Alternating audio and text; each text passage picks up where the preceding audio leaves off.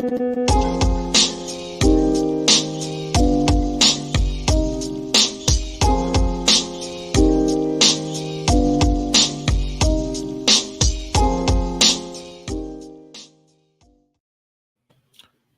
we're live. It appears that it's up everywhere. Okay, great. All right. We're live on YouTube. We're live on Rumble. And what about Catfish? Are we live on Catfish? Dude, I don't need another Rockfin? channel. What's the deal with Rockfin? Rockfin's is another channel, dude. Okay. And Odyssey's another channel. What about Odyssey, the space adventure Odyssey? How do we get on Odyssey? I'm not going to maintain it. Okay. So it's a maintenance question. It's about maintenance. Well, especially live. I'm already dancing between three windows and trying to seek out pictures that might have been forgotten. I don't choose to go many beyond that. Right. Let's see. Rumble, it looks like it's spinning. So I'm not sure what's going on here. You know why it's spinning? Because that's where the haters are on Rumble, as we said earlier. They're spinning around, the haters. All right. For some reason, it doesn't appear it's going to YouTube, Rumble and local. So, folks, I'm going to have What to about type these on there. people? What about these regular people who are waiting? They're all on YouTube. And okay, well, they're good people. Why not? Why don't we just do a show for them? Well, that's a great idea. Okay, forget about those other people. History is bunk, more or less. I'll just give you that quote from Henry Ford, okay. Which is appropriate for our channel, which I thought was a great quote. What he meant was that the guys who wrote the history made it up as they went along. But his quote was actually, "History is more or less bunk," which should be our tagline in the future. Hunley, we should have like that in script underneath the America's Untold Stories. Yeah, I cannot argue with that concept. That's for sure. But okay, so today's subject is the illustrious, the fascinating, the auto manufacturer, industrialist extraordinaire, Henry Ford. You know what's weird about Ford? It's like, there's Rockefeller and Morgan and Vanderbilt. He's not that generation. He's the next generation of more of a man of the people than a greedy capitalist. I didn't realize that until a number of years ago. He is the guy that comes after them and is not the same world or the same type of wealth that those guys make by greed and blackballing other companies and shenanigans and all of the stuff that Rockefeller and Morgan and these other robber barons did. He's not a robber baron, which I thought was interesting. Yeah, good point. Good point. Yeah, I mean, he's a farmer. Yeah. So tell us about Mr. Ford.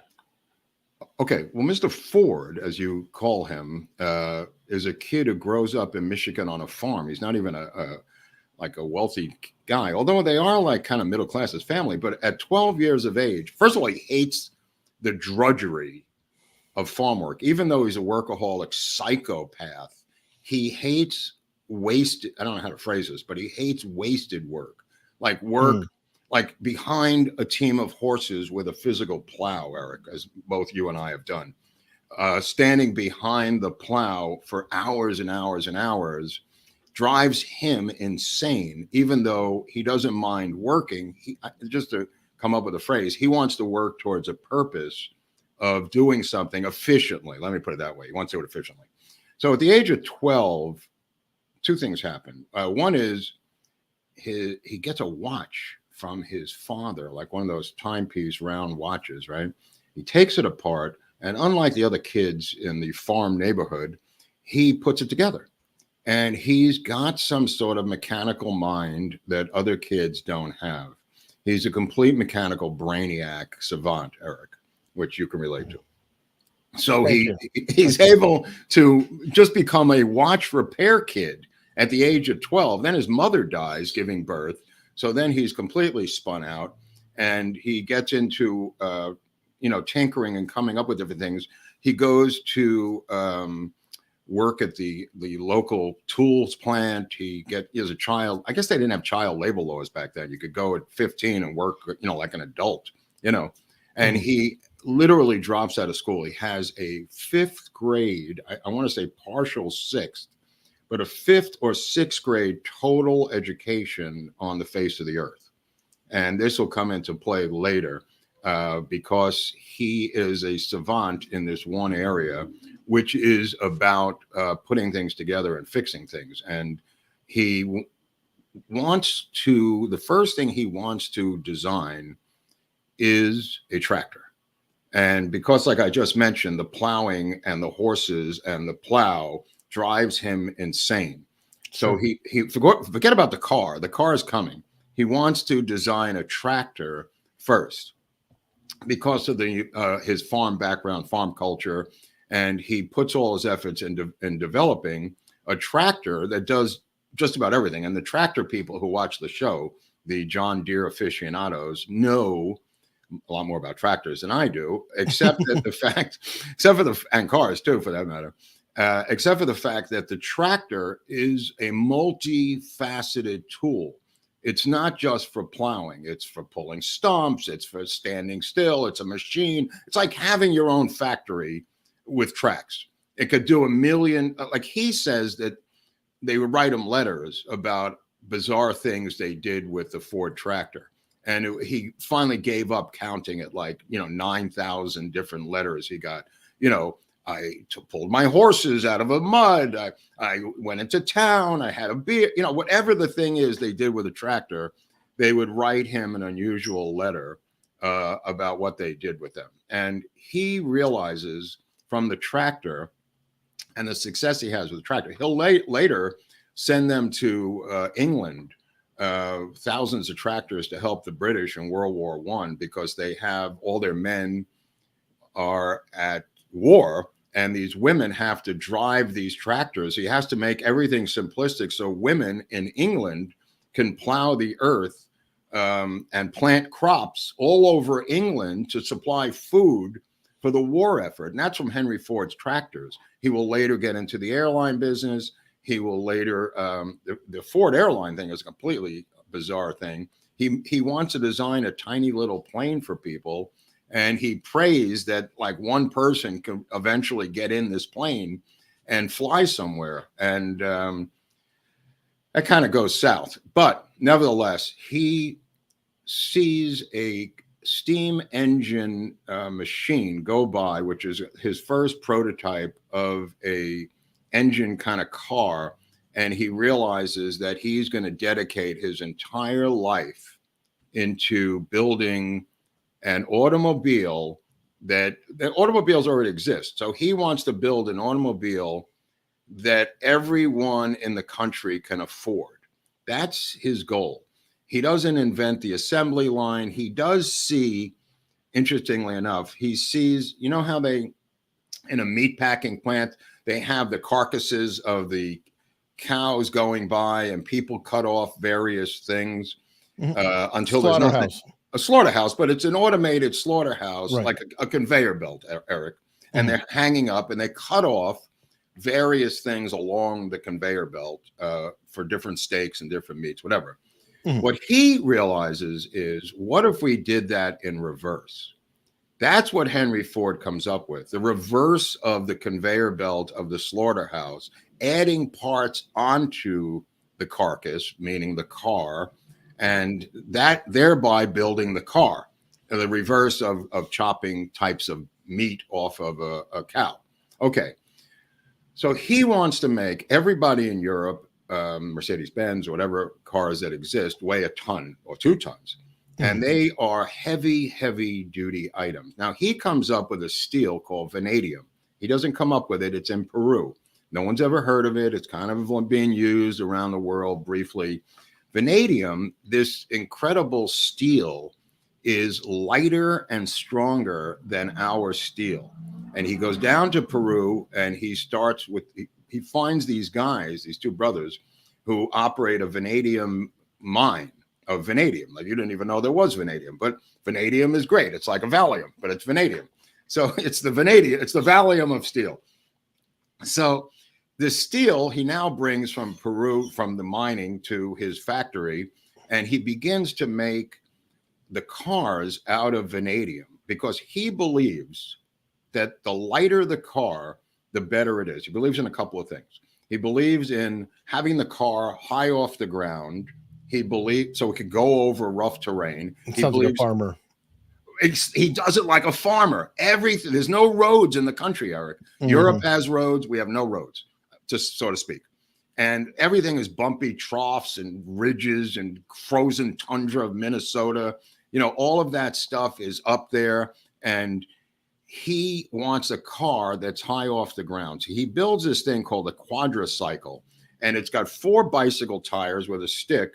And I don't know if there's a photo of him and his wife driving around with that. And the quadricycle is his first automobile that he built. Now, keep in mind, this is gas.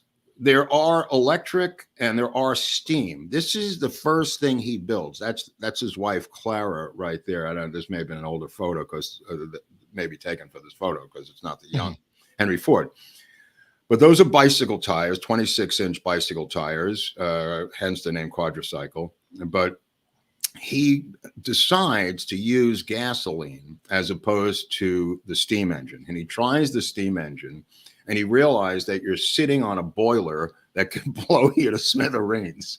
And with a steam engine car, right? Like the train is cool, everything's fine, but the car, not so much.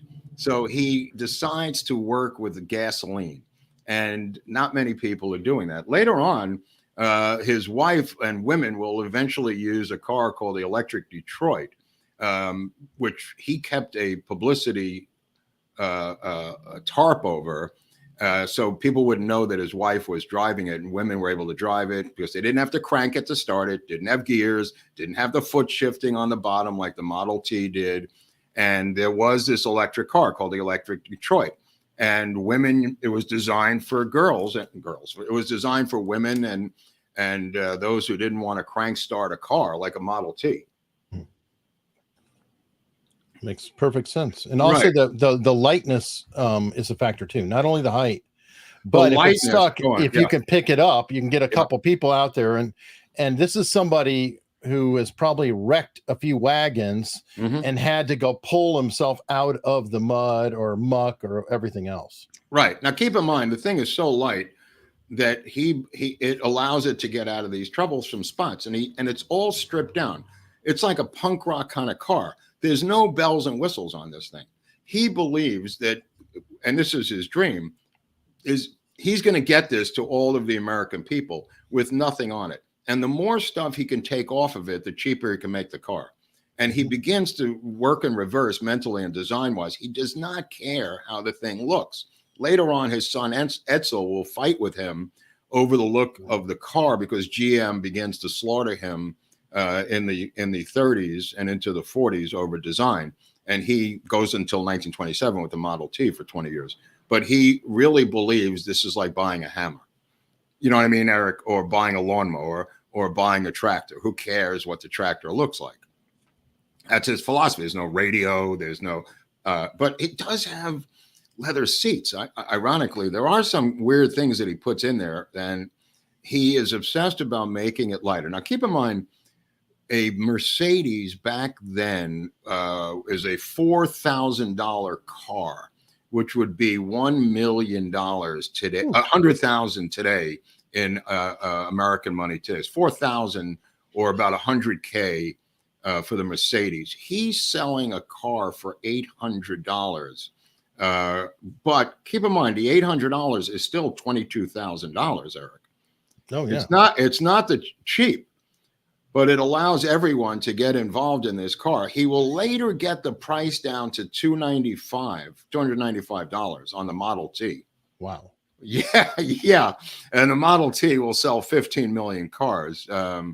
So he does get it, but let's jump in the curve a little bit on this story.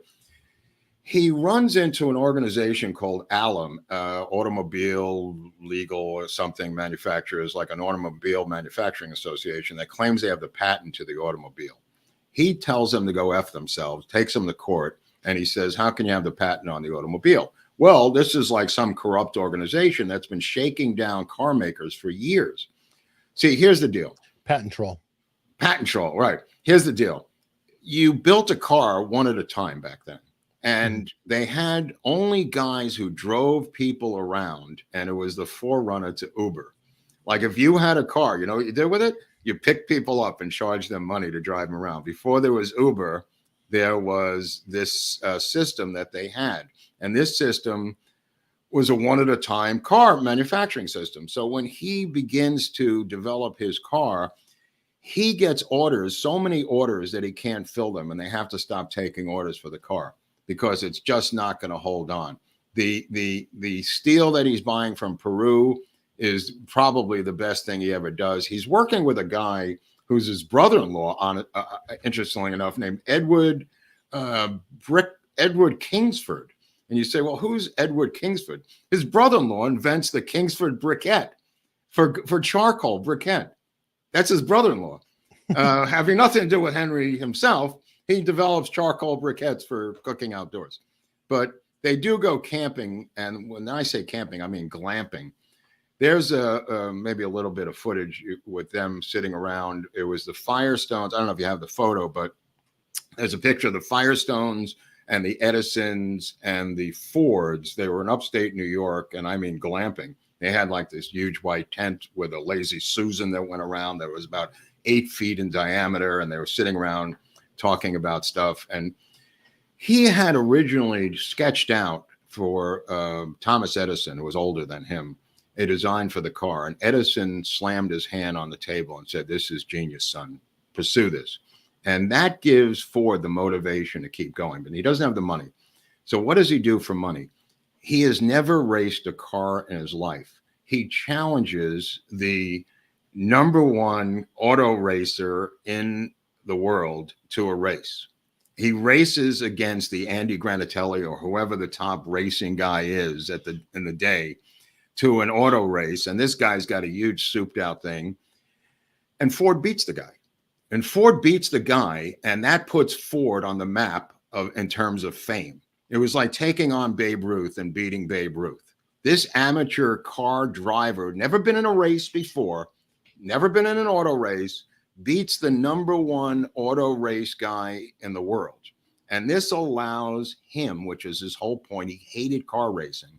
It allows him to raise money for his company, for the Ford Motor Company. He has 2 failed Ford Motor Companies. They both go under. The third one, I think, is a charm and it stays afloat.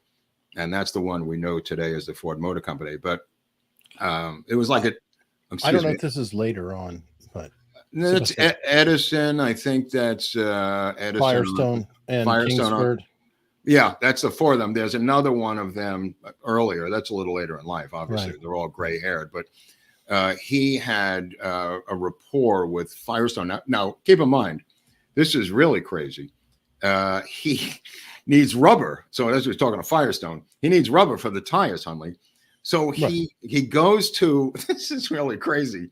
He goes to the Amazon jungle and builds a city called Fordlandia that still exists to this day. And it's in some ruins, but there's still families living there, with an entire replica of his. There's the remnants of the Fordlandia plant in the Amazon, because he wants the rubber from the rubber trees. He builds these luxury homes for all the employees, for the Americans, for them. There's the houses with bathtubs, hundreds and hundreds of these houses in the Amazon jungle, and calls it Fordlandia. And they have baseball fields, giant swimming pools.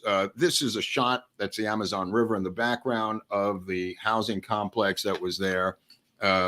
Huge town. I wonder, and I could be completely way off here, but that seems like a similar time frame as Sears having catalog houses. I wonder if he kind of did like a catalog order style house down there for them. No, these are beautifully tiled homes. Inside are custom built. I mean, they're just gorgeous. They still exist. There's people living in those. There's color footage I've seen of the people living in there, Amazon Indians who live in those homes, who still are multi-generational Fordlandias. They have kept together as a society because of their grandfathers or great-grandfathers having worked for Henry Ford. Yeah, here it is. No business depression here. That's, I think, 1931. Fordlandia, the Henry Ford concession in the Amazon with the automobile manufacturer. He spent something like $200 million on this thing. And it eventually becomes a failure because the bugs jump from tree to tree and eat the rubber trees. Bugs. Yeah, he can't beat it. He's trying to beat the Asian rubber market by going down to the Amazon. It doesn't work. He doesn't give up. And it goes on for a number of years down there at Fordlandia. And he wants to make it work, but he can't. And he eventually has to give up Fordlandia, of all places. But that's why he's with Firestone, because he needs rubber tires. And that's part of the things he has. And now the Model T, which we will eventually get to, has something like 9,000 parts in it. And what he wanted to do was allow the American consumer to have completely interchangeable parts on their car. And you got a set of tools with it, Eric, where you could then replace the head. You could do everything yourself with these tools if you knew what you were doing. But I think there was a number of, he set up tool and die places around the country to help him with this. I don't know if you have some video. There's a little piece of sound. I don't know, with the 3 or 4 of them talking. There was one of Ford talking. He was very afraid of public appearances, public speaking. That's why there's some rare footage you found of them speaking. Yeah, that's on a radio address. Yeah, go ahead, play that because it's so rare.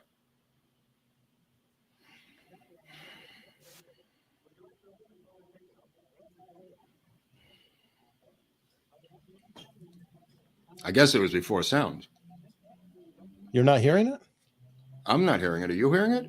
Yeah. I'm not. It's the chat. Are you guys hearing it? Because I'm not hearing it.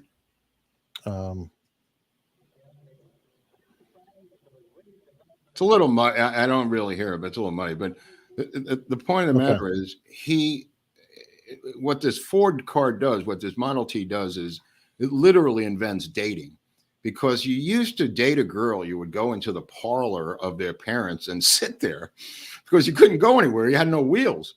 So giving this car to people across the country, it invents the car. It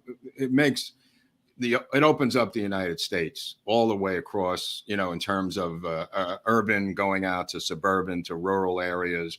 But it also allows kids to go on dates and go shopping and everything else. But the 5th grade education of this man will change the entire nation of the United States. I mean, everything that became the suburbs comes from Henry Ford. Everything that became travel came from Henry Ford.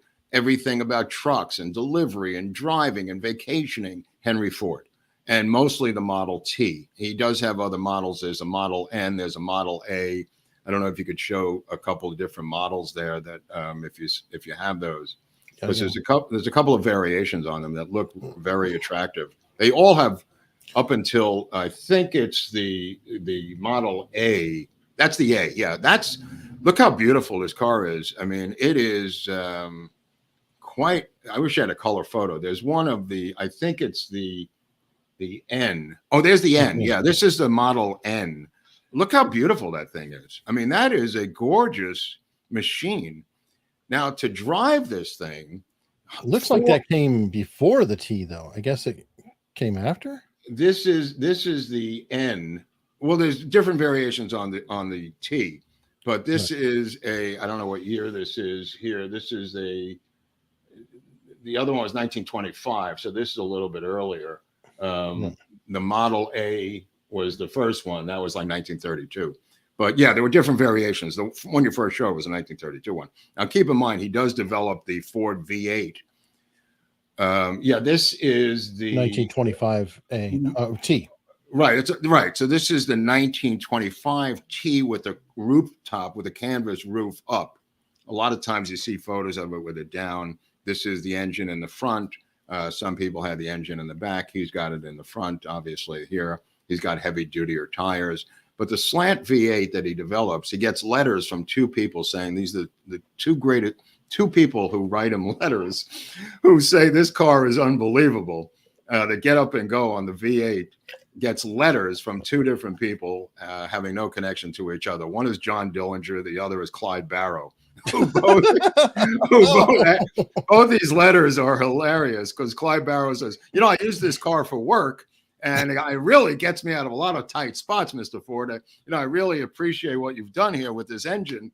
And he doesn't know anything because he's probably reading this stuff going, who the hell is this? But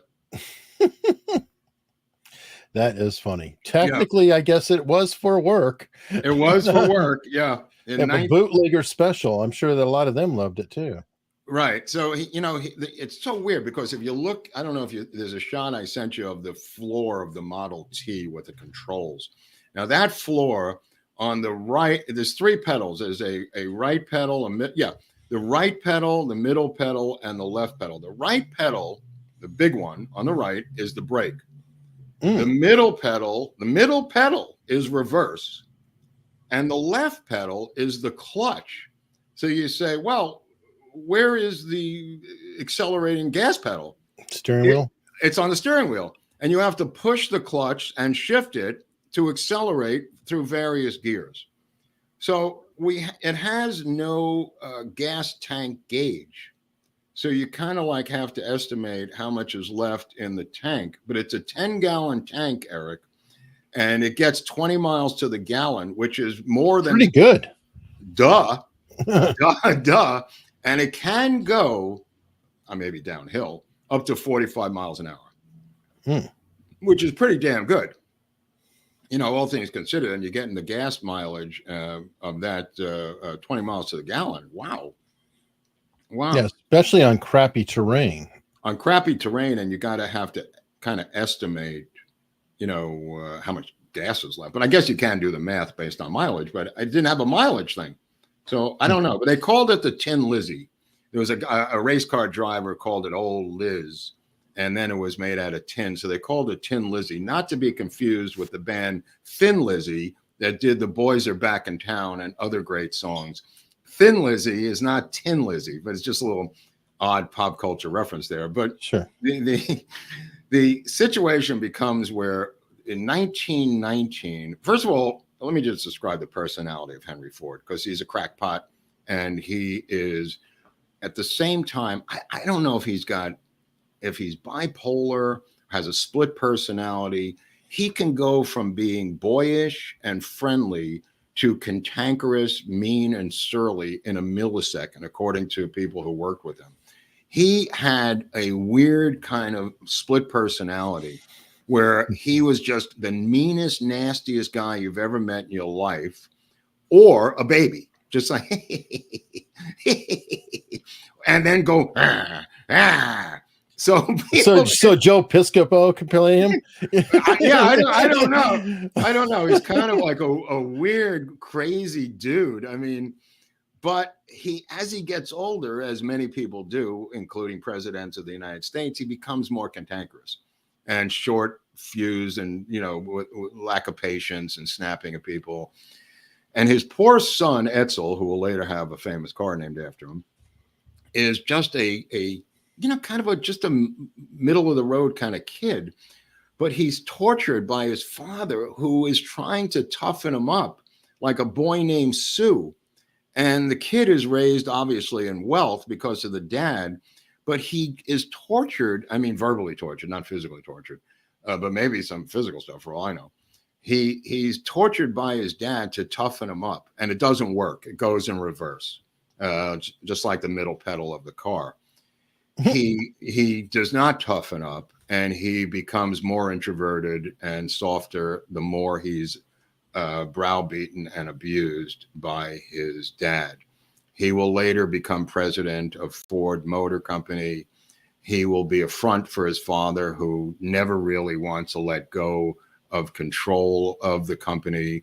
And he will eventually, and I think at 1943, die of cancer, like multiple cancers at the age of 49. Just really, he was 49 years old. He dies in 1943. Yeah. Of multiple cancers and just all kinds of different conditions. And one that kills him at the end is drinking unpasteurized milk from his father's cows. What a way to go. But just to digress, in 1932, March 7th, there's a march on the plant. In 1932, okay, just to back up even further, he needs workers. He needs workers because for every 1,000 workers he gets, 900 quit in a couple of weeks. So he is in constant need of laborers. Why? Because they're standing on an assembly line doing this mind-numbing work 8 to 12 hours a day, doing one rivet thing. Now he says that a lot of the workers tell him it's not mind-numbing. They kind of like the repetition, but other people tell him I can't take it anymore and quit. So he needs tons of workers, and he's got skilled workers who work for him for a long time, but he needs unskilled workers to work the line. And unskilled workers at that time were getting about $2.50 a day, $2.50 a day. So he, on his own, in one day, which makes the front page of New York Times, doubles the salary of the workers from $2.50 to $5 a day. This is insane. This is absolutely insane. It's a massive increase in the daily wage, and people from around the world come in droves to Michigan, in Detroit, to get jobs where they have to take out fire hoses and hose them down to hose them back. These are immigrants from Italy, from Ireland, from Scotland, from everywhere in the world coming to Detroit for jobs. He hires them, and when he hires them, he has a sociology department. And the sociology department are a group of about 100 to 200 investigators who go over your life and make sure you're living a normally good life of not drinking, no debauchery, have a family, saving your money, not gambling, not doing crazy crap. It's total paternalistic stuff, but everybody goes along with it because they're getting $5 a day. He teaches you how to save your money. He puts you in an English school, English language school. He begins to force them into an Americanization and an assimilation to the melting pot of America. Now, this photo here, and there used to be some footage of this online, but I wasn't able to find it. This is on a baseball field. This is the graduation of his Americana or Americanization program, where you learned how to speak English and you learned American foods. You learned how to save money. You learned how to get married. You learned all these different things. You learned how to save up money to buy a Model T, for instance. And before this is on a baseball field, there's thousands of people back there on the right. And this is a stage they built with a giant melting pot with stairs on either side of it, right? So the picnic they had for graduation had all the different ethnic groups' food and music, right? On one side of the baseball field was all their different music and bands playing their Irish music, Spanish music, whatever music they had, all their different foods. And it's a saying goodbye to that ethnic portion of their life. And they would walk on this stage, go behind where this guy is, climb up the stairs in their native garb, Hunley. It was kilts or whatever your garb was of your native country. You would walk up the stairs with the flag of your native country, go into that melting pot, which was made of paper mache, by the way, change into a boater suit and tie with a round, stiff collar, white thing with a tie, with a Ford Motor Company pin and an American flag, and emerge from that giant melting pot down those stairs, like you see that guy, to the applause of your friends and family and coworkers who were on the left of that photo. And you were now an American Ford Motor Plant worker, completely Americanized, and a graduate of the Ford School of Americanization. Coming out of that melting pot, which was really, really, and they would play, I think, the Star Spangled Banner when you came out. Wow. And I remember seeing, and it must be out there because I saw it years ago, film footage of that still photo. You know what I mean? It's insane. Yeah, it's totally incredible. And they didn't really push back. They wanted to do it. This wasn't like people saying, no, I'm not giving up my culture. For $5 a day, they would give up anything, to get those wages. And he did this on his own. for a number of reasons. One was it was the right thing to do. Two was retention of the workers. Three was they would buy a Ford Model T eventually and create a middle class. Ford single-handedly, in many ways, created the American middle class. And the savings thing and putting your kids in school, he built a school. He had kids who were half working and half in school. They weren't working, but they would learn in the Ford Motor plant real life lessons on how to do math, the continents, by shipping stuff to the continents. Everything they learned in the plant. Now, keep in mind, the Rouge River plant employed 80,000 workers, Eric, in one plant. 80,000. It was so A huge. city. Yeah. I mean, it was 80,000 people were in there working. Very few got fired. They had no titles. They had no titles. And one of the genius things about Ford was he believed that titles made you a phony hierarchical leader, and people would have resentments taking orders from people above them, especially if they didn't live up to that. So he had no titles. Nobody was above anybody. There was, obviously floor managers and things of that level, but he didn't even have an accountant for decades. I mean, it was just an all cash business. I'll tell you something else. All the other car companies had financing. He didn't have financing ever. You had to pay cash completely for the car. He resisted financing for as long as humanly possible, I think into the 40s. He would not get involved in financing. He would not get involved in auto loans or anything like that. Well, it's simplistic. I mean, it's kind of like what did he famously say? You can have any color you like as long as it's black. Well, there were some other colors, yeah, but he basically did say that. He did say that. He said there was no reason. And his son, Edsel, used to drive him crazy because the art of car design was coming up. And he finally designs an all plastic car. And that goes away from the steel and metal, but that'll take years later for him to do that. But the Ford company begins to fail. But before it does, they try to, in the Depression, they begin to try to unionize it. And in 1932, there's a march to the plant by the workers who are now being laid off because of the Depression, Eric. So they march on the plant, and he has his own military force who machine gun people to death. Ford Massacre, that's the march. I think this is the one. I can't see the small print there, but It's hard to tell. Does it say Ford Dead or Ford Massacre? I guess that's the one. Yeah, March 25th. But the event happened on March 7th. But on March 1937, there's a march of the United Auto Workers where they're beaten senseless by his security force.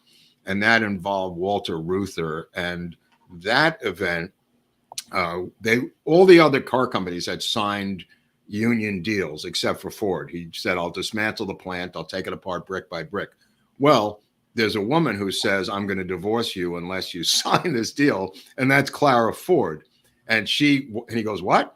And she says, yeah, it's the right thing to do. And that's his wife, Clara Ford. And he signs that deal with the United Auto Workers, the last one to sign of the major auto companies, within 24 hours of his wife saying, I'm going to leave you and get a divorce unless you sign this deal. Walter Reuther is beaten savagely, later becomes the head of the United Auto Workers. There's the so-called Battle of the Overpass, where there's, it's like their Selma, Alabama bridge thing. A big landmark thing for the United Auto Workers. But if you listen to or read his autobiography, he has answers for everything. He has thought of every single part of human life. He eventually runs for the Senate of Michigan. He's originally a Democrat, becomes a Republican. I think he switches over in 1919. But he runs as a Democrat. He's put onto the slate as president, and he gets about 32 votes as president, but he loses the senatorial race by a hair. He would have been the senator of Michigan. And he puts in no money. He doesn't campaign. He doesn't do anything. I don't know what he did behind the scenes, but the word was that he didn't want to campaign. He thought it was beneath him, like an LBJ thing in 1960, apparently. I could see that. Mm-hmm. Part of that cantankerous. Yeah. And he goes over in I think it's in the 1920s. He goes over and starts building an auto industry for the Soviet Union. Oh, there's a Ford for Senator bill. Yeah, there it is. Wow, that's a collector's item. I like to have that for my collection. He goes over and he says, I'm going to check out the Soviet Union thing, and he realizes or comes to the conclusion that they're all slaves, that they can't not work. Okay. If you don't want to work, he doesn't care if you don't want to work. You're not going to get paid. But he also has people who are like on their sick bed who want to work, whether you've got tuberculosis, right? He will bring you into the plant and allow you to tighten screws with tuberculosis or malaria or whatever your reason is for not coming in, because both parties want to work. The person who's sick wants the wage. And he says, if you can do it, great. He brings in blind people, people with no arms. He has all these different jobs in the plant where he has them broken down by jobs. And he says, can a one-armed man do this job? And they go, yeah, I guess so. Good. Find me some one-armed men to do this job. Why waste? No, I swear to God, Eric. He goes, can a legless guy do this job? There's the button for president. He goes, can a legless guy do this job? And the foreman would go, yeah, I guess it doesn't involve your legs. He goes, good, get me a guy with no legs to do this. Why waste a job on a man with legs when I can get a legless man to do this job? And he does this with a blind guy. He's efficient. That's his thing. He's like an efficiency expert. And what takes about 12 hours to build a car, originally, he gets it down. He gets the Model T down to 93 minutes a car, Eric, by the end. Amazing level of efficiency near the end. But, at that point, there's a lot of cars on the market, and he's got to redesign them and come up with, good-looking cars to compete, which he never really wanted to do. But that's really what happens to him. But the point of the matter is, he doesn't agree on charity. He doesn't believe people should be helped out. He says you have to work. If you don't want to work, it's fine. I don't care. You're not getting paid. But apparently they do want to work. And even if they're sick, he finds something for you to do that allows you to work a couple hours a day. And he says in his autobiography, I don't know if it's true, that the people were thankful and it made their illnesses and their disease or whatever they were doing go smoother. You know what I mean? Like I think some of them probably were. Yeah. Then laying around all day in your bed, not doing anything. People that his employees appreciated that idea. As long as it wasn't spreading, some sort of toxic thing. Sure. He allowed you, if you broke your leg, let's say, he would accommodate you to come in on a cot and tighten screws on something with you laying on a cot. And just crazy. But he had 80,000 people there, Eric. I mean, he hated cities. He thought cities were artificially, inefficient. They were not real. He hated the city. He thought they, were just bastions of crime and corruption and needed everything to deliver it. He just considered them to be artificial villages, that needed support from the outside, to survive. They didn't create anything. They didn't do anything. He hated the idea of the bankers. He hated Wall Street bankers. He hated investors, the financiers. He hated them. He hated the idea of people making money off of money. He was obsessed with money for work and work for money and that whole idea. And, Episcopalian, workaholic. And apparently, in 1919, one thing he hated was war. He was a pacifist. So he gets together with this woman, Rosika Schwimmer, who shows up, a Hungarian woman, who is touring the United States to try to keep the U.S. out of, that must have been 1915, try to keep the U.S. out of war. In 1916, he puts together a steamship, a steamliner, cruise ship, to go to Europe with all peace activists on it, and she's part of it, and it's going with him going on board this cruise ship to Europe. It goes to Stockholm, and it becomes the laughing stock of not only Stockholm, but the whole entire world. He becomes a laughing stock for his naivete, put it this way, in international affairs, Eric, if that makes any sense to sum it up.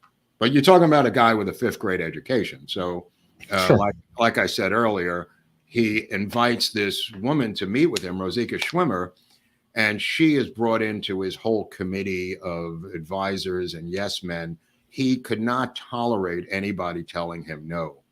Everybody was a yes man, Eric, or they were no longer with him. Yeah, and he probably had that mindset too, though. If you can't grow it, kill it, Yeah. etc. I mean, Yeah, they're hardcore farmer, and he wouldn't respect anybody. And most of them would be educated, which he was not. Mhm. So I could see that. Yeah, he loved Tension. Emerson. He loved Emerson, the nature poet. He loved John Burroughs, the nature guy.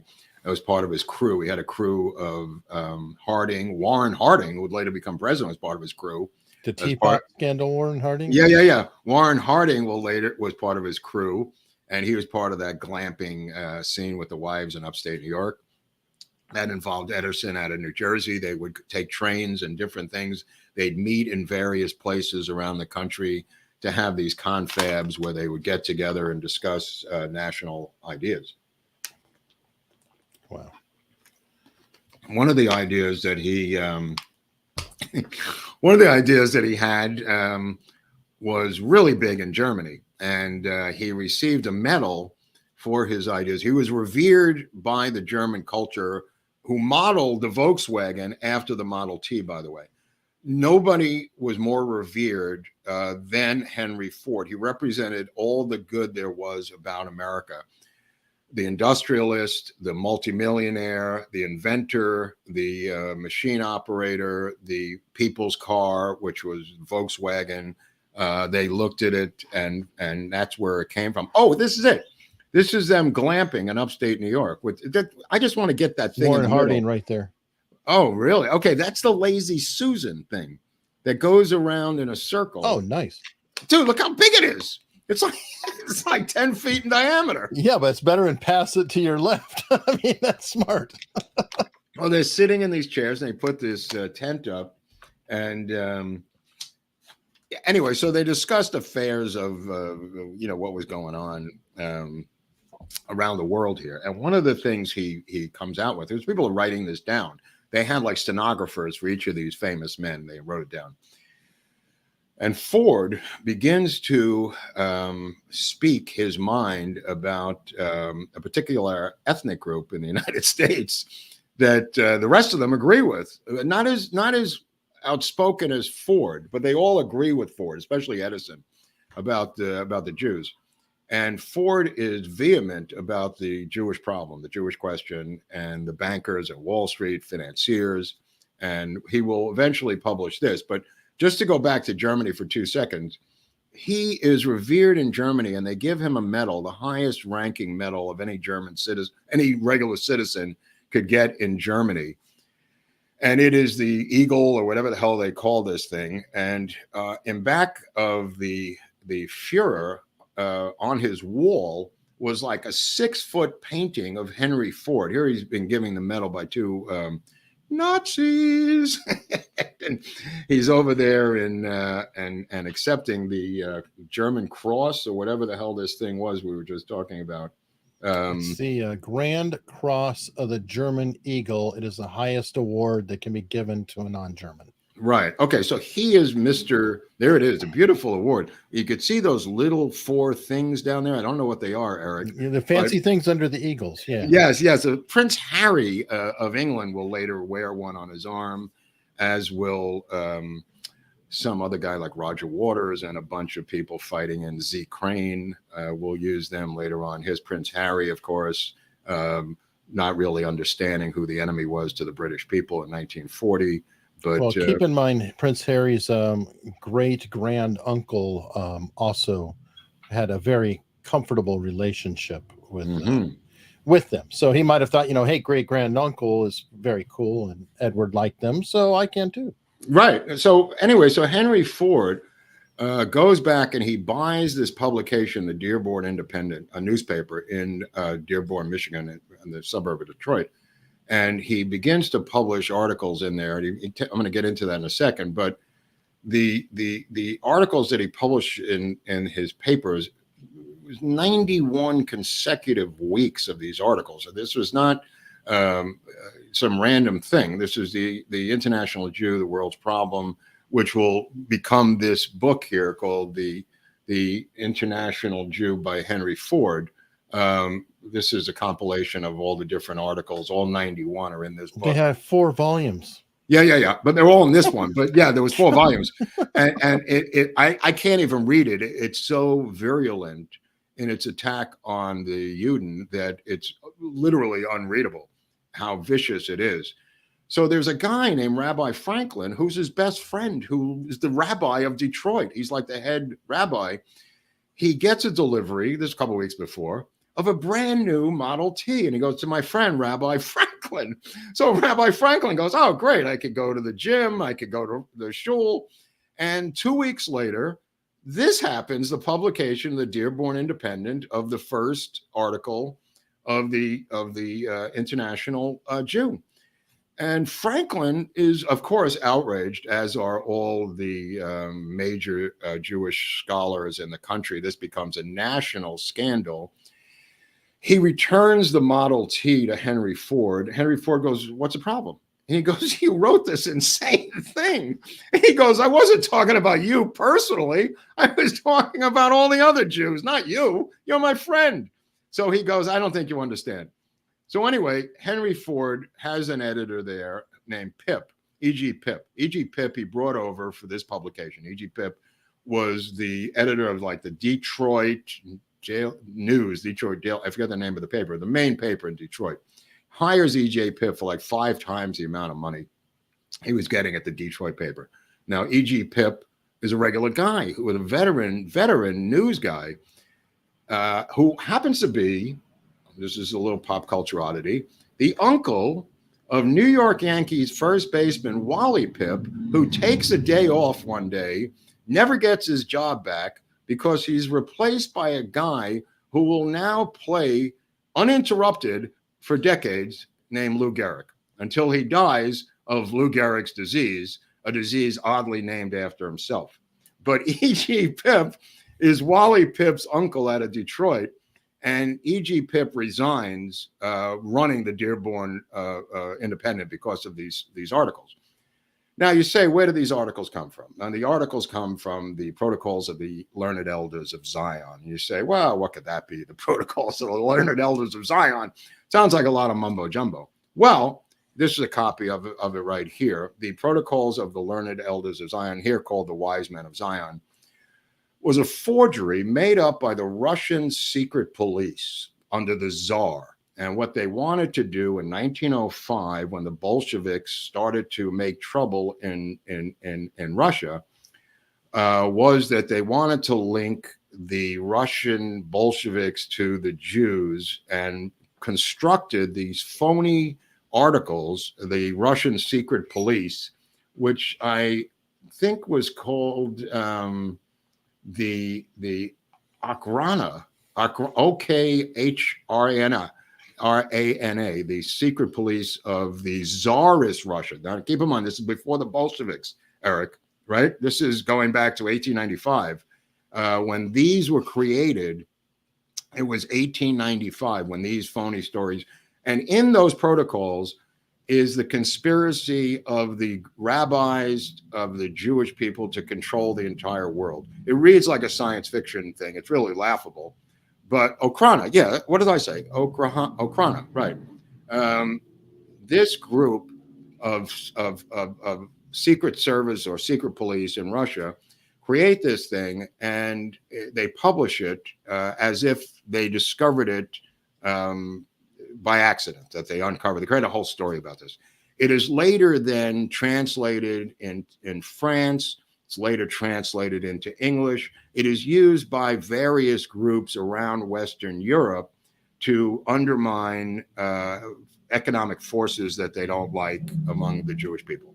So the Protocols of the Elders of Zion end up in New York, and they're under the control of a guy named Boris Brazol. Boris Brazol is a white Russian um, secret police who has come to New York to do this bidding in 1905. That's how the Protocols of the Elders of Zion get here.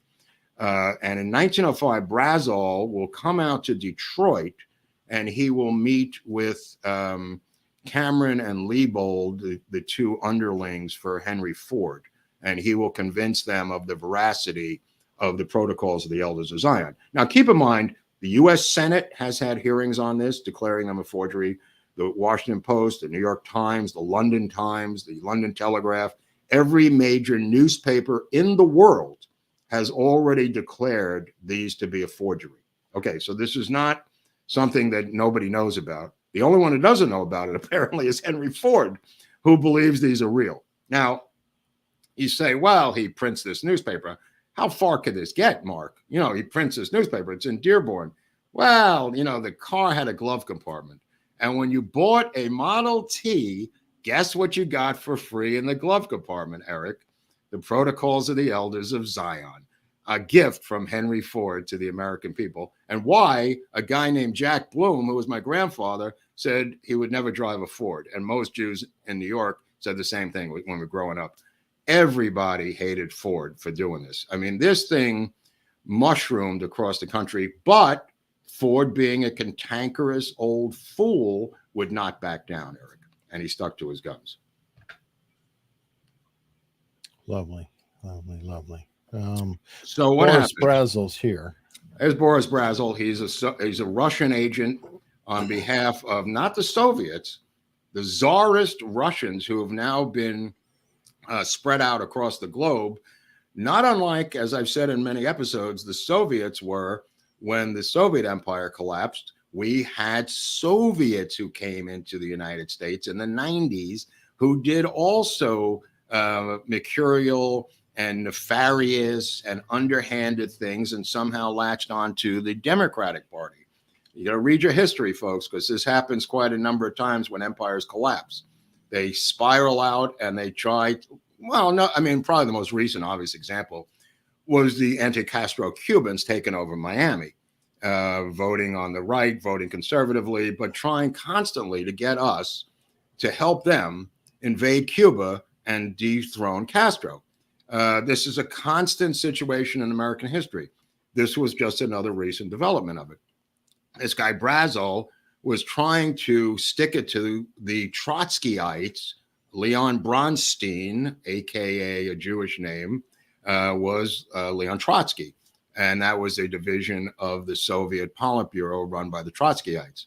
So, but Stalin was not a Jew, obviously, and either was Lenin and some other people. But there were in the Bolshevik Revolution Jewish brainiacs, and apparently Karl Marx, who denounced his Judaism, came from that background.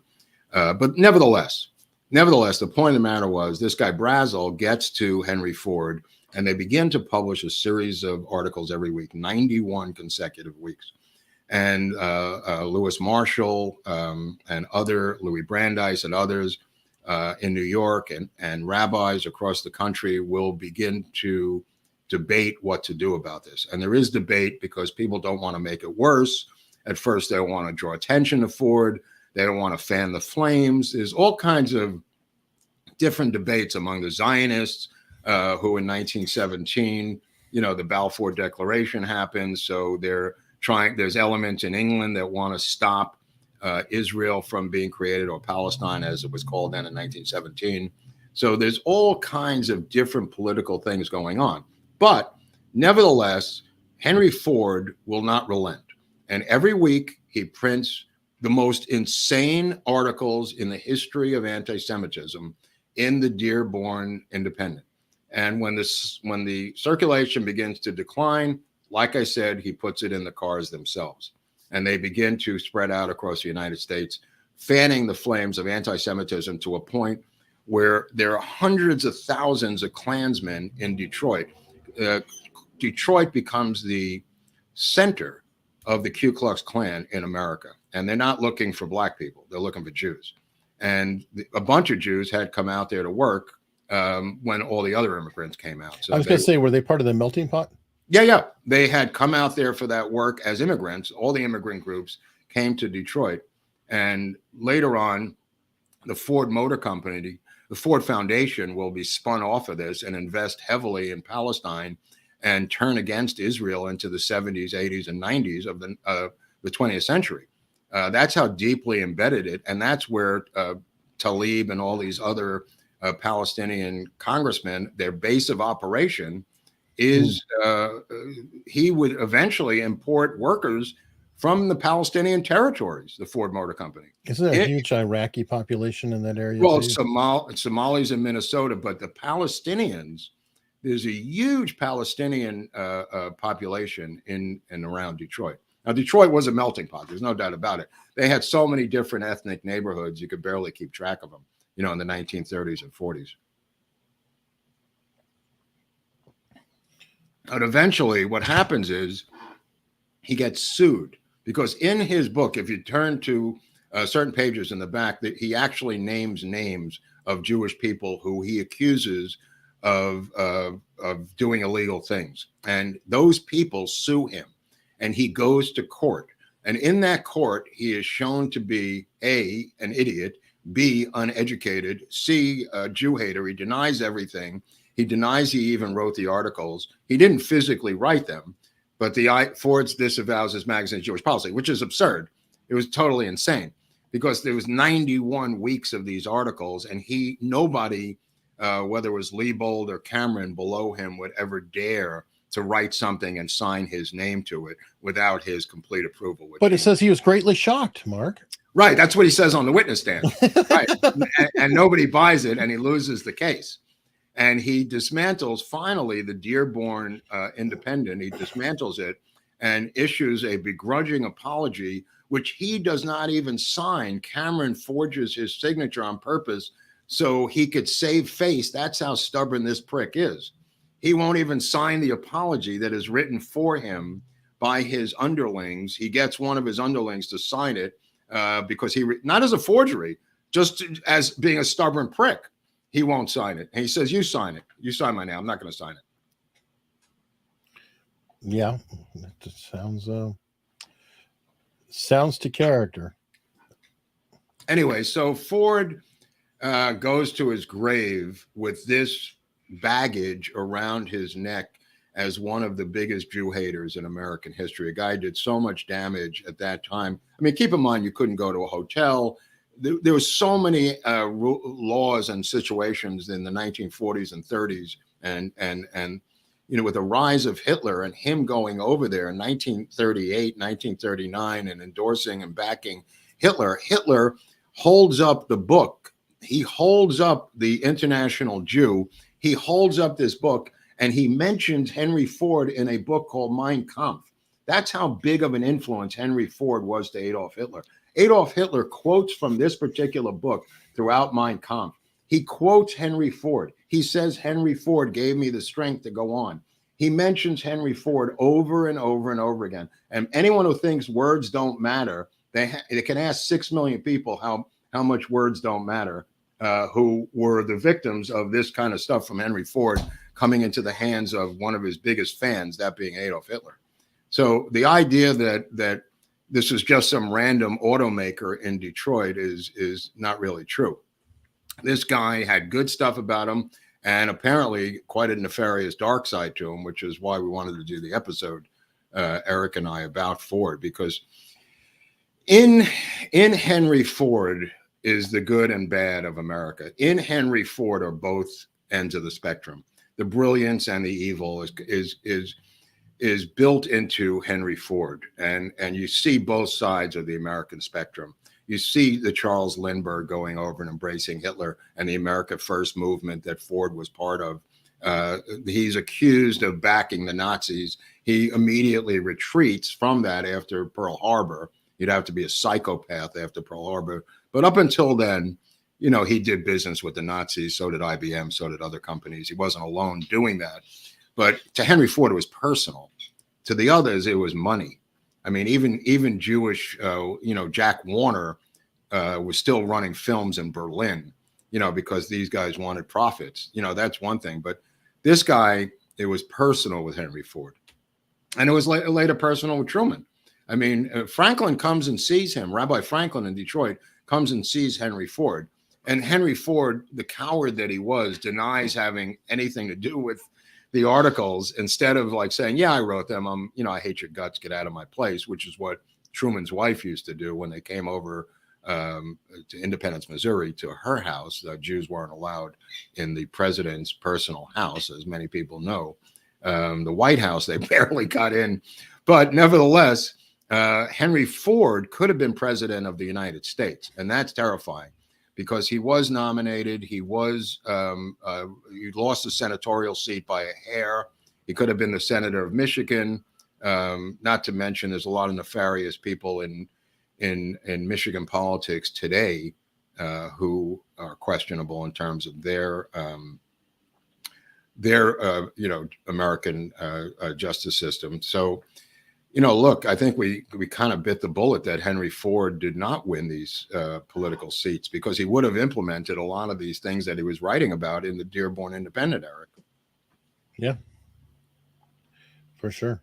Right. Yeah. Same thing with the Plot Against America. Is that what it's called? I think Philip Roth, the reverse history where Lindbergh wins the presidency and embraces the Nazis, the HBO miniseries, which has now jumped the shark. I don't know what happened to it. It kind of went crazy. It left the book, and now it's doing some other stuff. But when Roth wrote it, it was about Lindbergh winning the presidency and the Nazis becoming allied with America first with Lindbergh.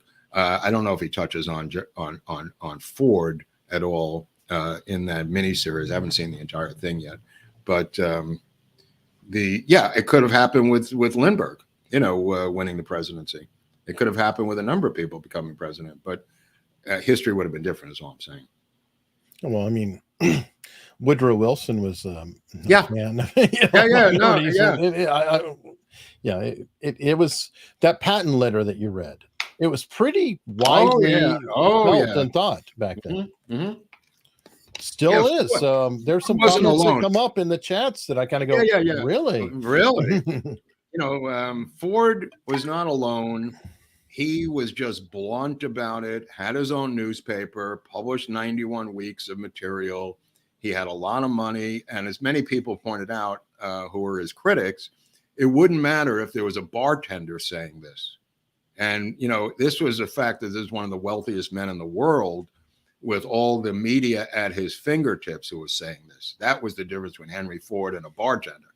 Right. I mean, there was anti-Semitism to this day. Mm-hmm. It's on the rise again.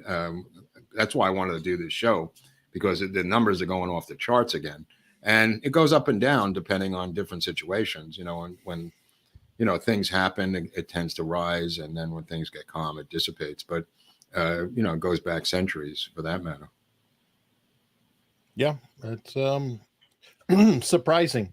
It surprises me to see it. It's one of those. It surprises you. I mean, we're used to it, but growing up in New York, you didn't see that much of it because you were insulated. But once I left New York, holy cow, I had no idea, what was going on in the hinterlands. I went to visit. I went with a kid to Shreveport, Louisiana. His father picked us up in a pickup truck at the airport, and he threw our luggage in the back and drove us to their house in Shreveport. And the first thing the guy says to me, he goes, "I understand you're a Jew." And I said, "What?" And he it's kind of caught off guard. He says, "I know a guy in New York. He's a big Jew. Do you know him?" I thought the guy was kidding me. He mentioned some name. He goes like, Richard Weissman. I go, "Dude, I don't know him." He goes, "All right, we're just going to go home now." I thought I was in like a 1930s, movie or something. That was in a couple of years ago. Well, it was exotic for him. Yeah. Well, Shreveport was exotic for me. There you go. There you go. No, it is surprising that some of these things are still prevalent. Well, I'll tell you what's surprising. Mahmoud Abbas, who is the head of the Palestinian Authority, has a PhD in the Protocols of the Elders of Zion. In Palestine, they consider this to be a textbook on how to deal with the Jews. He has a PhD from Palestinian University. I swear to God, you can't make this up. This is the leader of the Palestinians, Abbas, has a PhD in the Protocols of the Elders of Zion, as crazy as that sounds. And a number of years ago, I think in the early aughts, maybe 2002, 2003, Egyptian television did a mini series where they portrayed him with actors as real in the Middle East. Everyone in the Middle East believes that the Protocols of the Elders of Zion are real to this day. So they don't read the New York Times, they didn't see the Senate hearings, and they don't know the history. They use it as a weapon in the Middle East to this day that was used in the 1800s and 1900s in Western Europe as a weapon against the Jews back then. Yeah, this is another one of them, tons of articles about it being a forgery written by the Russian secret police. And yeah, it's weird. I mean, this Abbas guy, I mean, it's just crazy that to this day, it's considered to be real. Well, there's, I think somebody in the chat was saying that it wasn't proven that they were fake. That's right. So don't quit before the miracle, bro. Yeah, but it's one of those cultural things, and you and I have talked about it offline, that I'm not aware of it. I don't really think about it, and then I see stuff, I'm like, oh, that is curious. It is. It's rather odd. It's rather odd. Well, a lot of it for Americans started with Henry Ford putting it on the radar officially, and you know, I mean, he exacerbated this to a level that only a fifth grade dropout could exacerbate it to. You know, loaded with money, and you know, he also lays out an entire plan for the American civilization based on his auto industry of schools, religion, everything. If this guy would have gotten in, who knows what he would have done? You know, as a president, he might have been stopped by the Congress, obviously, you know, but nevertheless, he had an answer or an opinion on everything in American life. If you listen or read his book, his autobiography, he has an opinion on every single aspect of American life. And I think he would have implemented them if he had come to power in the 1930s and 1940s. What's crazy about that, like learning about him, learning about General Walker, learning about, there's a greatness in him too. Wasn't, and it's such a crazy dichotomy, because he was a genius, absolutely, in many ways, and absolutely, he's a nutcase, in other ways. So I don't know. I guess I said it's both aspects of the American culture. I mean, he's genius in what he created and a madman in what he believed. You know, I mean, I don't know how else to explain it. I mean, nobody could talk him out of it. Nobody could reason with him. He became cantankerous at the end and, you know, had these crazy ideas. Now, you could say the same thing about racism, whatever. You know, that was a way of life and a really rigid system, you know, that goes back centuries in terms of an economic system. This was just bizarre beliefs about a particular tiny group of people that, you know, merely had like 6 million in the entire country. And back then it was less than 1 million.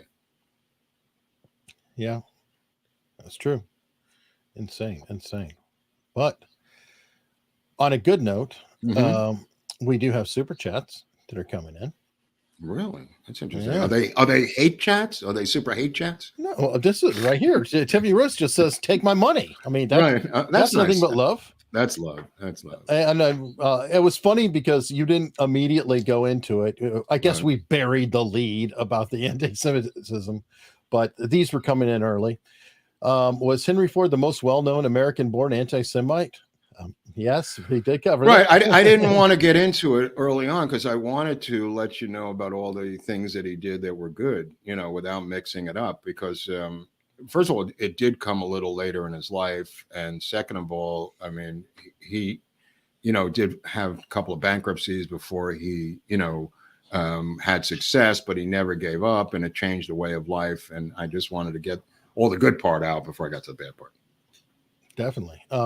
Super sticker from Patsy Fox. Thank you very much.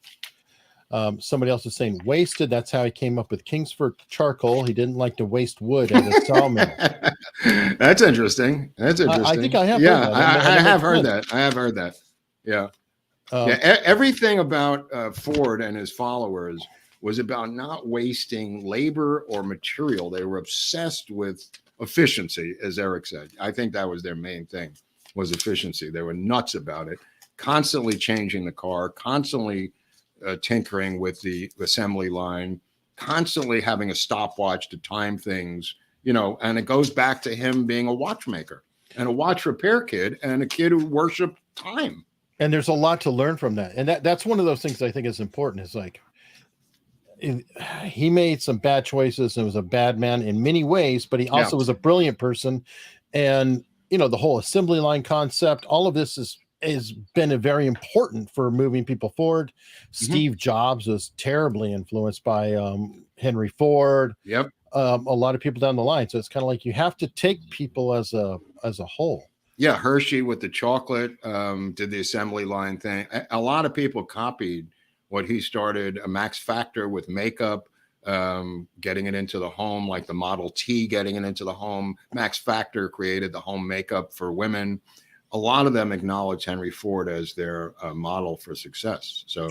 Oh, and also the universality of the parts and things like that. Oh, yeah. He created the whole hot rod movement. Yeah. Because everybody could trick out those cheap cars and make it into anything they wanted. I hate to say, I wonder if that was another influence on Dr. Porsche, because the Volkswagen is kind of a modern version of. They said that the Volkswagen is a model of the Model T. They admitted that, the Nazis. Okay. Yeah. And Tall Paul 521. My wife ran off with the tractor salesman. She sent me a John Deere letter. No, that's funny. No, the John Deere of Germany is Mengele and Sons. So just so people know, a guy named Joseph Mengele's family was in the farm equipment tractor business in southern Bavaria called Mengele and Sons. Still exists to this day. They might have recently changed their name a couple of years ago. All right. Mark, you are a damn griot. Thank you. What's a griot? For opening minds. What's a griot? Like a riot with G, Groubert riot? No, what's a griot? What's a griot? I don't know if it's African or Caribbean. I think it's like a smart, wise person. Okay. If it was me, it'd be a wise ass. I don't know. Okay. Well, I wonder what Henry Ford would have made of the decision on the fiery Ford Pinto, i.e. keep a dangerous but profitable car going. He might have done it. I don't know. I mean, he who knows with him? I mean, don't forget the Edsel, which we never got into, then named after his son. We didn't get into that part of it. But also short-lived. Yeah. Sorry, but just like his son. Yes, I know. Which is kind of ironic. That poor kid. Sasan. Just found this channel and I'm seriously addicted now. Well, you could read my book, Rehab Nation, which is down below. You could buy that book and read about your addiction. But don't seek treatment. Just keep watching. Right. Well, you're not done yet, so when you're done, you could seek treatment. Oh, okay. Well, when we're done. The one at B's Restaurant in Chattanooga. Okay. Did you guys get there? Again, you're asking me a lot of personal questions here. Did I go to Chattanooga? Did I go to B's Restaurant? What the hell? What's wrong with this guy? Let me read it for the listeners. Right. That giant Lazy Susan looks like an upsized version of the ones at B's Restaurant in Chattanooga. Did you guys get there or only Viva and Barnes? Only Viva and Barnes. We didn't do that one. That was their event, and it was about Robert's history, his birthday, etc. Well, who cares about them? I think we're going to do our own in Montgomery. Fuck those guys. We're going to do our own in Montgomery, Alabama. I think if everything comes to fruition, I'm hoping that we can have a meetup with human beings in Montgomery, Alabama, Labor Day weekend. So keep your posted to this channel for updates. I think everybody can get locals, so I'll definitely be putting right. I think everybody can get to Montgomery, Alabama. I don't want to hear these crybaby stories. It's my mother's grandma. Who cares what your thing is? You either make it or you don't. How many times, Hunley? Well, I can't go. It's my daughter's graduation or whatever. Nobody cares why you can't make it. Just try and make it because I think it'll be fun. All right, Tim McLaughlin with a super sticker. Thank you. Yeah. And Al Gonzalez, Mark on Curb when Larry David's New York Jewish personality gets him trouble with laid-back Californians. Do you find that as a real phenomenon? Oh, absolutely. Yeah. When we first came out here, all of us came out in droves in Conestoga wagons. Larry David came out and Richard Lewis, myself, all my friends, we all came out. We were shocked, and I mean shocked, by the difference in the cultures. There's no sarcasm out here. So that took a year or 2 years of sarcasm before that went out the window. of trying to be sarcastic as a type of conversation with people working in a restaurant or whatever. That doesn't work. But yeah, he built an entire show based on that, of being a fish out of water. All of that is true. I mean, I had a friend, Crack Parrot Dean, who had a crack parrot, and it died because he smoked crack and he blew it in the cage, and the crack killed the parrot. And I told Richard Lewis about it. And 3 weeks later was an episode on Curb where his parrot died. I mean, so you can't tell anybody anything on that show because it becomes an episode, you know. Well, what are you going to do? Yeah. We have some tips from locals, which I finally got running in the background. Locals and Rumble. It's like the Ford Model T. You got it cranked up. It was. Yeah. I was pulling every spare part I could find. So I'm going to wind up probably deleting the partial streams and then re-uploading the full episode from recording. Hunley's the Henry Ford of streams. Yeah. Got some tips on locals. Diggity Dog. I'll be there. Just a note, when I subscribed, by the time I was through, I ended up in Twitter and all these things. I don't know what happened. I don't know what I signed up for. Dark, bro. But I know I'll be there because I love your show. You and Mark, I trust what you say because you don't just let something out of your mouth that is baloney. See you later. Thank you. And you know what? I just want to tell you something. I just want to tell you something. This is a messy show. There's no doubt about it. It's a messy show. We don't have editing. We don't cut things. Whatever comes out, and the chips fly where they may. Same thing with locals. And look, there's a lot of information. Do we get shit wrong? Absolutely. Do we try to correct it? Absolutely. But this is not the History Channel. If you want that level of sophistication and phony history, you know, go to the History Channel and you can watch that, or go to Wikipedia. I love when people correct me. Hey, Wikipedia says this, you know, and you go, really? You want to get your stuff from Wikipedia? That's a little dark. But what Hunley and I are doing here is the best information we could possibly come up with. It's unrehearsed. We're doing it live. It's a live documentary, as Hunley says. What do we call it?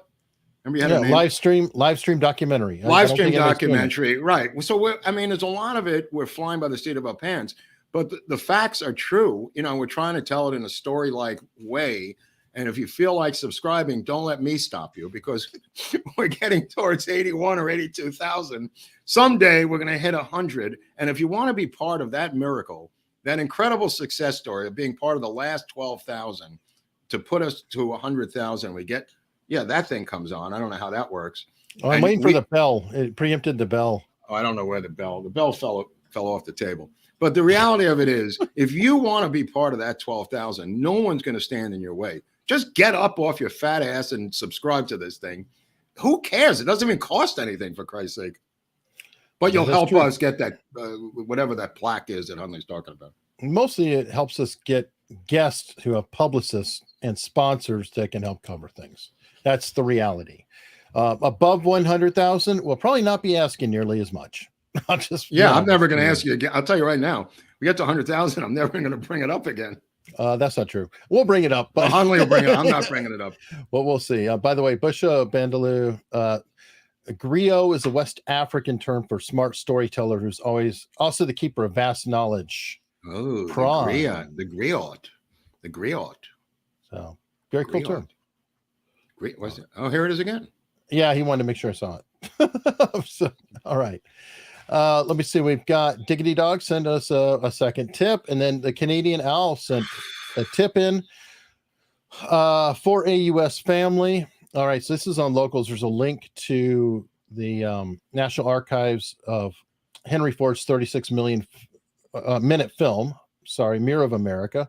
Okay. Then Pasha Moyer sent a tip saying, with a dog, saying, I don't always sit still, but when I do, it's for America's Untold Stories. Whoa. It's a puppy. It's a dog in a chair. Whoa. And we've got a super sticker here from Elated Kitten. Thank you very much. Aviv Kiln, I guess. Thank you. So important. Many who don't consider themselves anti-Semites still believe that myth. The Ford Foundation has cut off all NGO donations to Israel, and now they just completely fund the Palestinians. And one of the craziest things I've ever seen. I mean, who needs their money anyway? But they have funded textbooks in Palestine that are graphically anti-Semitically insane. television shows that are anti-Semitic, all from the Ford Foundation. This has not stopped, people. This has not stopped. It is deeply embedded in the Ford corporate culture. We just leave it at that. Wow. Any chance of you doing an episode on dabbling, stuttering John? I don't know what dabbling has to do, but stuttering John gets an episode. I don't know. That's kind of crazy. That's kind of crazy. Charles Seaver with $2. Thank you very much. Stuttering John. Keith Davis. I'm in Nutland, Dallas, and grew up with Jews, and there is no anti-Semitism. It's always Judeo-Christian Christian principles. I feel like selling my Ford truck now. Yeah, I don't know what else to say. I mean, I was indoctrinated growing up that nobody that I knew in New York drove a Ford because of Henry Ford. I mean, it was just passed down from grandfather to grandson, and they all drove Chevys. My grandfather always had a Chevrolet, simply because of that. And he always had a Bel Air or some sort of a Chevy or GM product. Wow. Nana of 3, I could listen to Mark all day. Well, you can't listen to me all day because I got things to do. I have to go out and do some crap. But the story is important today because of the resurgence of what we're talking about. That's why I wanted to get it done today. I mean, the Ford thing, could have waited, but the climate is changing now again in this country. So I wanted to get this out, especially what I saw last week on Rumble. I mean, holy cow. I mean, I was thinking Nick Fuentes was over there running Rumble for a second. I don't know what was going on. Yeah. Now, one clarification I want to get out there is Roger Waters. Roger Waters is no friend to Israel. Right. He despises Israel. He's probably the most prominent figure behind BDS or whatever it's called. However, the quote Nazi outfit is overblown, and I would say it's false, because the wall, if you look at it, the premise of that was a rock star that lost his mind and became a dictator, and his father died in World War II. So I'm not saying he loves Jews.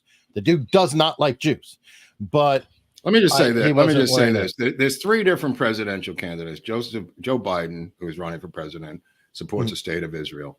Donald Trump supports the state of Israel. RFK supports the state of Israel. If you cannot fit your politics into those 3 disparate politicians with vastly different views, you are a fringe person, and you may be a Roger Waters edge of society anti-Semite, because those are 3 radically different political candidates, all of who strongly support the state of Israel. They're not controlled by a lobby. They don't need the money. 2 out of 3 of them don't.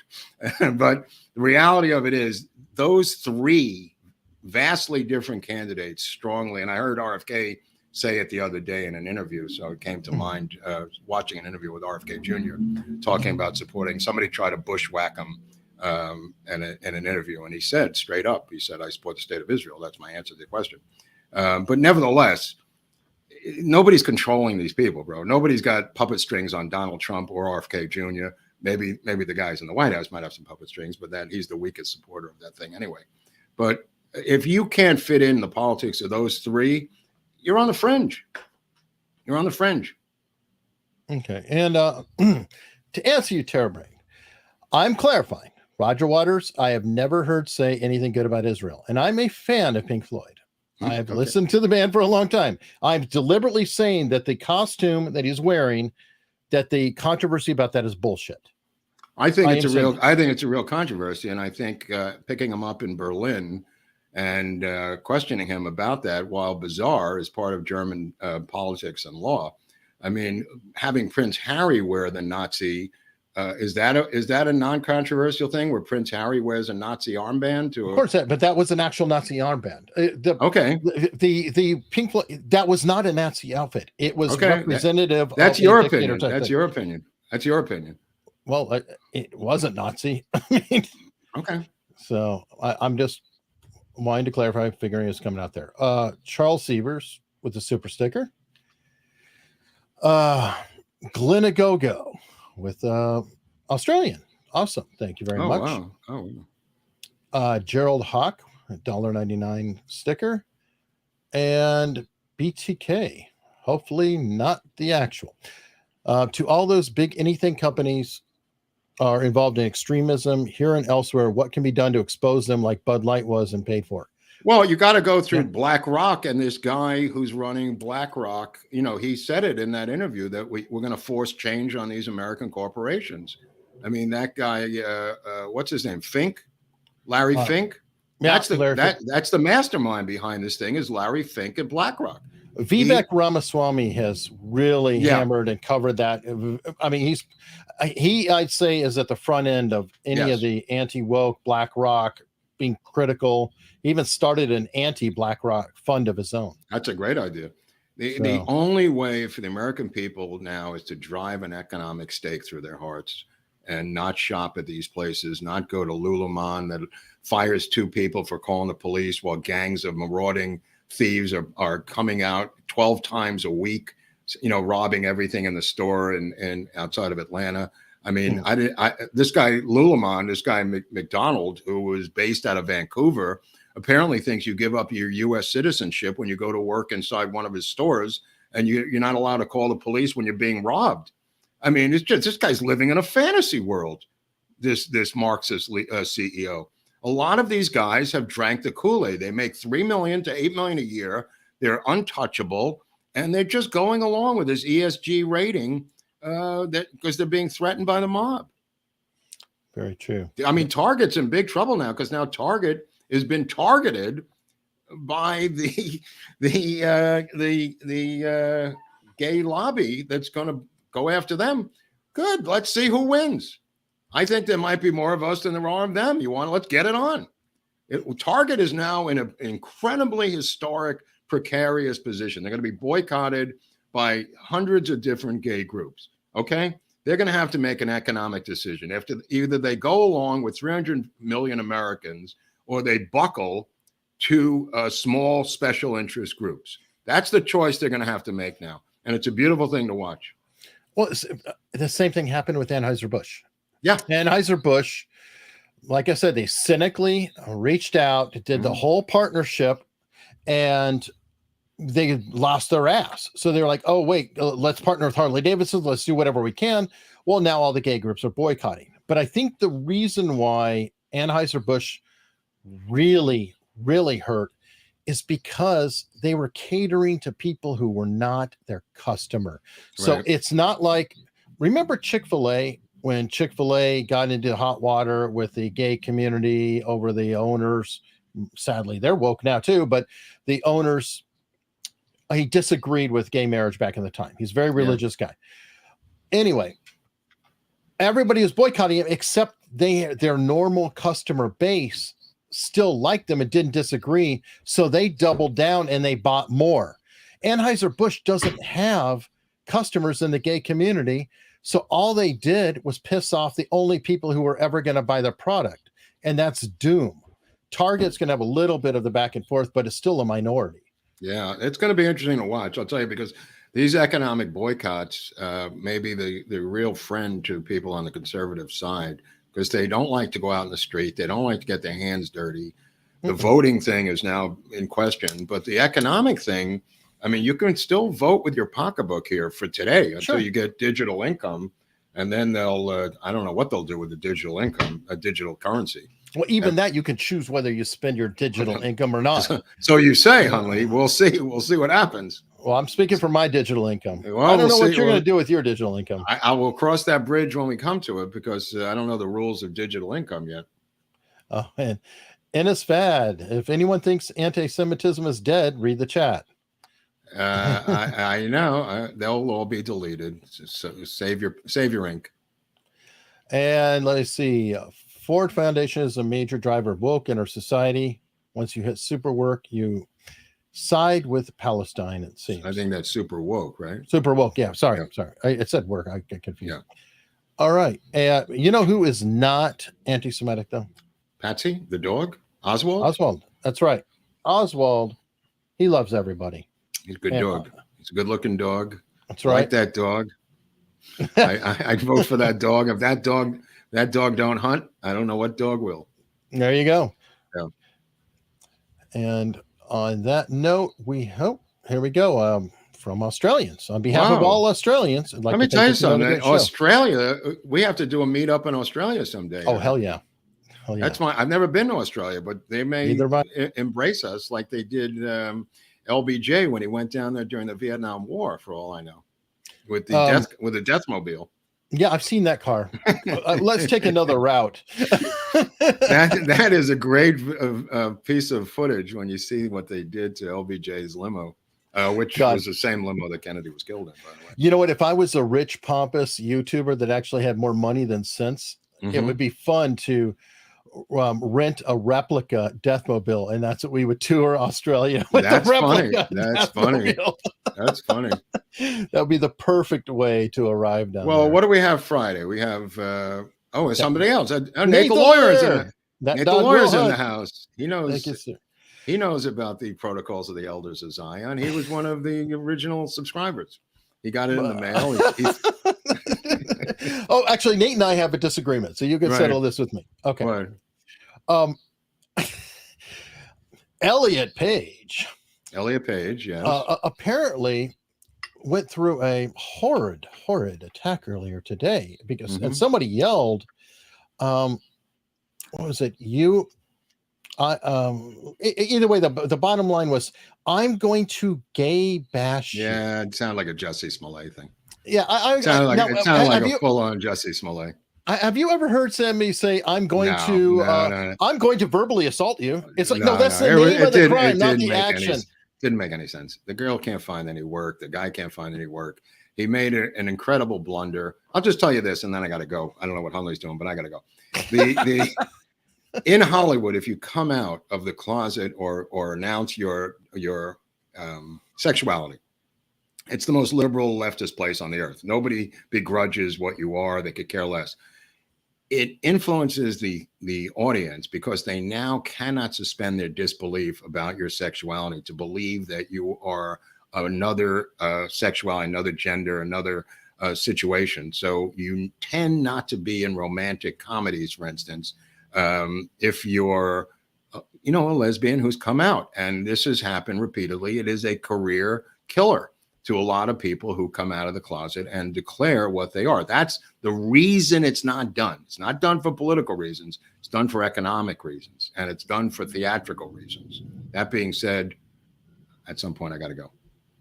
All right. Well, we're going to be here Friday. We got what? Freeform Friday? And we got one more super chat came in. Okay, of course, it's a heavy question, and then we'll go. But if I'm against money being sent over to Israel because I feel that money should be in America, but I support Israel's right to exist, is that fringe? No.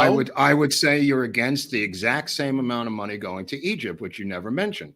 The exact same, close to the budget that goes to Israel, is the same budget that goes to Egypt, which has draconian fascist style leadership, but nobody ever mentions Egypt. Same amount of money, bro. Go talk about Egypt and I'll give you the pass on whether it's anti-Semitic or not. All right. And bring back Anasi Sheila. And this is it on Super Chat, folks. Thank you so much. Okay. Thank you. See you all on Freeform Friday. Where anything goes, anything happens, you can bring all your questions to Freeform Friday because Lord knows we're going to cover the news more than today. I just wanted to make that clear. We'll get more into it on Friday. For sure. Okay.